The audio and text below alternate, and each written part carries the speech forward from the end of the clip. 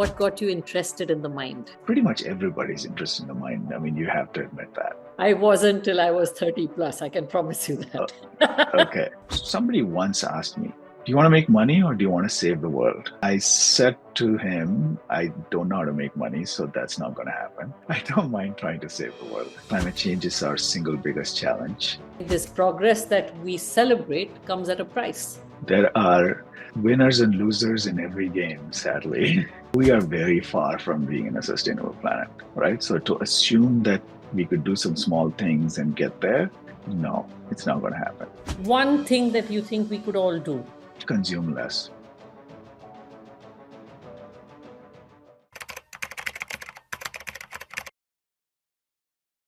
Hello, everybody. I welcome to Thinkly episodes, and I am here. This is your host, Ashu Khanna. I'm here today with Rajesh Kasturirangan, a very unique profile.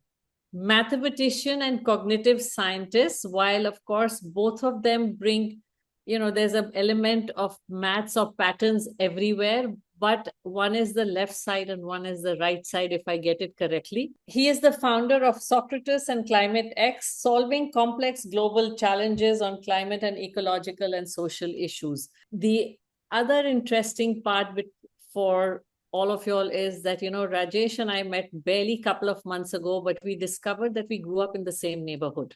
We didn't know each other then, but life has its way of bringing and connecting us and just creating these very quick momentary connections and saying, hey, what can we do together to make the world a better place? And with that, I think in mind, with what each one of us tries in our own small way, I thought one of the things we could do is have a conversation to bring that alive and grow this friendship and collaboration from there. So welcome, Rajesh. It's a pleasure to have you. Thank you for joining us today. Thanks, Ashu. It's lovely to be here. You forgot to mention that, since we grew up so close, my first and most important achievement was being a fast bowler in one of those playgrounds right next to where we lived. What I did not, I guess, where that got missed was we did not have broken windows, thanks to you, which most of the neighborhood boys did. Yes. But so lovely to be here. And it's an interesting times that we are living in. So I'm looking forward to this conversation to see where it goes. In fact, I think it's a bit of a time which says, okay, you're in the US where climate change is becoming more of is it an issue which is still alive? And I'm in India where we think we should completely keep it alive. So let's see how we can across the globe create a shift and continue to keep the awareness going. But let's go back to what I introduced you as when you gave this smile when I said left side and right side of the brain, and mathematician and cognitive scientist. How did the two come together? At some level, both are studying the mind. I guess that's what it is, right? So, and in fact, the history of cognitive science comes from mathematics. So it's a pretty smooth transition. So let's put it this way, that there are some precise ways scientifically of studying the mind. And then once you study the mind, you can see how it acts in the world. So that pretty much covers my life history. That's too. I'm sure there's a lot more behind it. You've covered it very quickly, saying I wanted to study the mind, but what got you interested in the mind? Pretty much everybody's interested in the mind. I mean, you have to admit that, right? I wasn't till I was 30 plus. I can promise you that. Okay. It so happened that the 1990s was the decade of the brain. There was a lot of new work happening, and I'm the kind of person who likes to do new things. And so I was trained as a mathematician, but maths is a fascinating, but you could say a somewhat well-trodden path. So I decided to go in a direction which was new. And I found myself getting interested in all these fantastic new developments, new technologies of studying the brain, new computer systems. As you know, we now are in the age of AI. So the kind of stuff that is now transforming our lives was just being invented then. So that was the reason. Okay. So interest in AI, maths, all of that, and how did that lead to Climate X? I I guess so. Somebody once asked me, do you want to make money or do you want to save the world? And I said to him, I don't know how to make money, so that's not going to happen. Uh, but I don't mind trying to save the world. And it felt like climate change is our single biggest challenge. Um, if I'd been born, let's say 60, 70 years before I was, maybe nuclear war and nuclear weapons would have been it. But today it's climate change. Hmm. And so it's absolutely important for every single one of us to do something about it. And I found myself in a place like, okay, if we can change human minds in such a way that they are more receptive to addressing these big challenges, then what maybe I can use my specialization to do something about this. So, when you look at actually actioning or creating change in this arena, how Mm-hmm. has your background of philosophy, cognitive science lent to all of this? The great thing about philosophy, and but before that, I have to tell a joke. Um, I had not a or a story really. I had a very close friend who was also a mathematician, Serbian. See, he once told me that there are only three great professions, Hmm. right? And one is being a general, right? Leading soldiers, fighting wars. The second is being a writer, right? A novelist and telling stories. And the third is being a philosopher. So that these are the only three great professions. Everything else is second rate in comparison. And I was very offended because I was a mathematician and he was a mathematician. And it's like, wait, we are both mathematicians. Why are you not saying that our profession is one of the three great ones? He said, yeah. But those are the three great ones. And so philosophy, I think, has this capacity to illuminate everything, just as stories do, right? You can read a great novel or a great movie about pretty much any topic. And so philosophy, literature have this capacity to connect everything and anything. And so I think that's what, I mean, there's a specialized training in mathematics or cognitive science, how the minds work. There's these difficult problems like climate change where you need to understand the science, you need to understand policy choices, but you need a glue. You need something that helps you make sense of it all. And philosophy plays that role. Okay, interesting. I never thought of it that way. But well, thank you. So I am a storyteller. I am a philosopher. So that checks the box on two. There you go. You just need to become a general and you'll be all set. So I am good where I am for that. So, and how are you using AI or technology, because having maths as a very strong background, technology Yeah. follows with it. How are you using that to really create impact or add to your work? I'll be honest, it's not like I'm directly a creator of technology. Though it's something that I'm adjacent to. But the digital technologies that we have today um, have a reach that absolutely nothing else ever has had, right? And so one of the most important uses of technology is to convey fact-based stories on climate change that can be hyper-local, for example, right? So Mm. let's say, Ashu, you are in Bombay. Where in Bombay are you, if I may ask? South Bombay. Right? So let's say you're in Colaba. Um, Now, Colaba is right at, on the ocean. If the ocean levels rise, then a lot of the most expensive property in India is going to be underwater, right? And so there are going to be very hyper local climate stories that are valid for South Bombay that won't be valid for, if you go outside a little bit. Pune will be different, for example. So being able to bring technology to bear on the specific issues of where you are. I think that's one of the biggest uh, opportunities. Hmm, okay. Yeah, fair. Actually, when you put it like that, yeah, we do. I mean, my coastline where I live is near Haji Ali. With all Uh, the reclamation that's happened, my coastline has just moved further out. and somebody is going to have to build some very expensive seawalls to keep that coastline from vanishing, right? But it also does a lot of damage, right? Absolutely. I mean, at the end of the day, this progress that we celebrate comes at a price. There are winners and losers in every game, sadly. What have you seen if one had to look in balance? What have I seen? Winning or losing, or what? Yeah, like if you had to say, progress and the cost of progress. Yeah. I am by nature an optimist and probably a progressive, which means that my bias is that things can get better, Okay.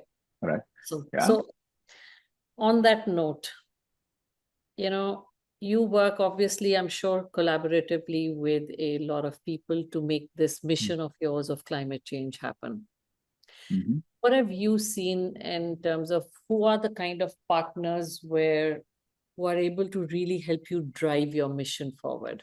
There are so many. I mean, really, I mean, there are partners who are working with rural communities across India who um, are bringing climate awareness to farmers and others. Farmers are, of course, seeing it every single day, right? But how do they respond to it? What are their challenges? How can you bring their needs to people who can make decisions about them? I mean, these are the kind of things that we can't do on our own. We are a small uh, organization. So working with partners to reach people at the last mile, so to speak, is a huge part of our work. But then there are other things that partners help us do. Partners help us. So we do some technical work, but climate change is a complex geophysical atmospheric challenge. So we don't do that heavy modeling that requires computing, which someone else is doing, and we help translate that, make it more available. But we need partners who do that basic science, for example. So that's the other direction in which we need partners. Um, then we need partners who at some level are driving the behavior shifts that we want. So, to give an example again, going back to agriculture, we may want to shift away from using chemical fertilizers. Right? Yeah, India has a huge fertilizer subsidy, by the way. We gave about, and because of the war in Ukraine, it's become a lot more expensive. But we give about $20 billion worth of subsidy every year. Now, most of that is for urea. Urea is a huge carbon emitter. So if we can shift away from that, then we would be making our soil better. We'll be creating less carbon emissions and hopefully laying the foundations for more sustainable agricultural systems. None of this is possible without partners. You know, obviously, I mean, it's a very big ecosystem. It's a Mhm. huge ecosystem that requires backward and forward, both ways, collaboration and integration. Coming to, the concept of sustainability and happiness again are correlated. Your views. You know, there's a study which keeps getting thrown up that people are get happier and happier till they have about some amount of money. I think in the US, supposedly it's about $75,000, and then it plateaus. I actually think that's not true, Mm. but and there are critiques of that. But there's some sense that if you have enough, then you're happy, right? And if you have much, if you want to get more and more than that, maybe your happiness is going to decrease. So there's some truth to that. And so I feel like I'm I am again, maybe this is the pessimistic side of me. I'm not sure if there's any limit to greed. And so I'm not 100% sure if sustainability and happiness go together or not, but ideally they should, right? I feel like if we are, I mean, there's a famous saying of Gandhiji, I think, where he said that the world has enough for people's needs, but not for people's greed. So I think that is actually true. As in, like, if you, for most of us, if you are with family, if you are with friends, if you have good food, if you have a nice environment and you have work that fulfills you, that's more than enough. So, and that's a pretty sustainable way of living. It's that unfortunately we don't have a system which stops at that, right? If it could just deliver that and leave us alone, we would all be happy. Yeah, if only there was a bell that rang which said when you're tipping over, Yeah, yeah, life would be so much easier. We would not be then just philosophers. I think that's where philosophy comes, whether to the rescue or to say that, listen, where have you tipped over and what do you need to do to pull back and question yourself? yeah, See, for me, end of the day, it's coexistence, right? Life is coexistence. The earth, I think the plundering that we do in the name, while I am an optimist, I think mm, it's that's why I said it's that bell that needs to ring, because I think sometimes we forget, is it progress? Is it greed? Where are we? Are we just accumulating because we are driven by our ego rather than a sense of purpose? I think that question remains universal. yeah. And which is why climate change, according like you are bringing philosophy into it, is not just a hard science or an economic or political issue. It's as much a philosophy issue as well. 100%. It's just that how much of it are you able to convey? Because do you see other people bring in climate change with philosophy, or do you think it remains addressed at a more economic, political, socio-economic issue rather than philosophy issue as well? Because to me, it's very much as if I think somewhere philosophy is where it starts and then it becomes everything else. I mean, it is the dominant way of looking at it is undoubtedly scientific, socioeconomic, right? I do think that once a crisis becomes impossible to ignore, then philosophy becomes a very important lens into it, right? Because it's like if you're living your life in that crisis, then you have to have a way of making sense of it. Um, so I so the best case scenario is philosophy isn't needed because we have addressed the crisis before it happens. But you know, uh, Okay, I was so flipping it. I was saying, is philosophy needed so that we don't reach the crisis? But I guess then, uh, I'm just saying that philosophers play two roles. hmm, One is as early warning systems, right? That something isn't right. वो समय तो चला गया है. That like that's gone, yeah, right? yeah, So now, so we are heading towards the crisis. We are in it. So the philosopher is also needed to make sense of it. correct, correct. So coming back to the question of happiness, when I said, us is happiness and sustainability connected? Happiness is an evolving definition, and for people, it is often a moving uh, thing. What is your perspective and definition of happiness? Wow. I know that's a My low one.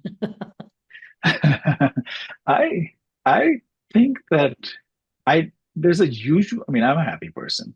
I so in that sense, I know happiness when I feel it. So let me flip that. I know when I'm unhappy. Okay, because I'm generally happy, so it's the background of my life. So I would say unhappiness for me is if the world is um, going in a direction that I feel is wrong. Okay, so it's not so happiness is the natural state. It is, no, there's that famous line of Robert Browning, I think, right? That God is in his heaven and all is right with the world. So that to me is happiness, maybe. Yeah, that's a very perfect way of saying it. And you said that when you are not there is when you know that you need to get back. But what is it that, since it is your fortunately a very natural state of living, are there some practices you follow to stay anchored in that state? Yeah. I mean, I guess by nature, I'm a meditative person. But I mean, I do some formal meditative practices too. But I feel like those are more in the direction of self-understanding than making me happier.